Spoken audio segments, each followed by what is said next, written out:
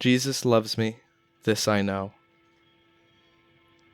Mama loves Jesus so much that when I was born on the same day that he was, Mama felt immaculate. Our tiny town had this church where Mama would go to every Sunday. There, she would converse with her holy group, the one where they had meetings 3 times a week, where they read the Bible and do what God-loving people do, I guess. One time I got sick. So sick that I felt like I was ready to pass away. Mama prayed day and night for my recovery, and on the 3rd day, I got better. A miracle, Mama softly said while holding the rosary. The house held this altar that got bigger and bigger as time passed. Mama would spend most of her money buying candles and sacred images to add to that space. Mama even replaced the family pictures that hanged on the wall with images of Jesus.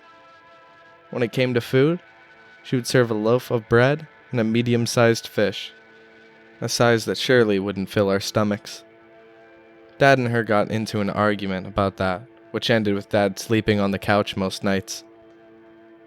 The last straw was when Mama called him Joseph during one of their fights. Dad knew that it had gone too far. He tried to take me with him, but Mama physically attacked him. That made him bleed. She screamed in such a hoarse tone that I felt my blood run cold. "Thou shalt not steal." Dad was frozen on the spot as Mama pointed an accusatory finger towards him. Seconds passed and Mama returned to her normal self.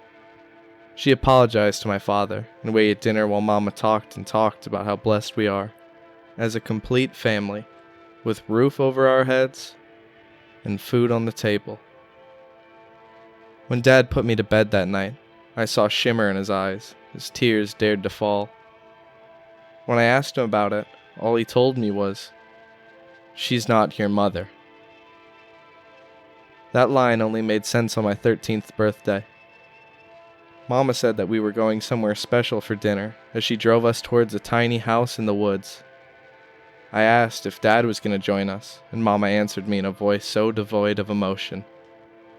"He's not your father." Mama loves Jesus so much so that when we entered the house, I saw a big crucifix, big enough for a person, nails, a hammer, and a crown of thorns. Mama loves Jesus so much that she tried to crucify me.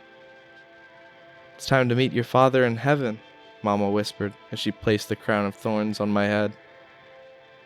All I could utter while tears stung my eyes was, "Mama." Then I heard police car sirens approaching, and the sound of the door being broken down by my father. Mama was taken away that night, and what confused me the most was the sight of my dad being taken away too. He gave me a forlorn look as they were placed inside the police cars. The look that said every apology his tongue didn't have a chance to say. Mama just kept screaming, "Thou shalt not steal." Someone explained to me that a baby was kidnapped by a couple 13 years ago. That the real mother suffered a breakdown and had taken her own life, which was followed by the real father, a day before my 13th birthday. Inside their home, satanic prayers were found. The officials deduced that, in her grief, the mother prayed to someone else for my return, and that in one prayer, self-sacrifice was required. They unknowingly embraced their deaths in exchange for my life. Will my voice of gratefulness silence hell? Just loud enough so that my real parents would hear it? I visited my dad in prison when I got older. He poured every heartfelt sorry that he could muster, that he only agreed to take me out of fear that Mama might lose her sanity, having miscarried for the 3rd time. It was out of sadness and desperation, son.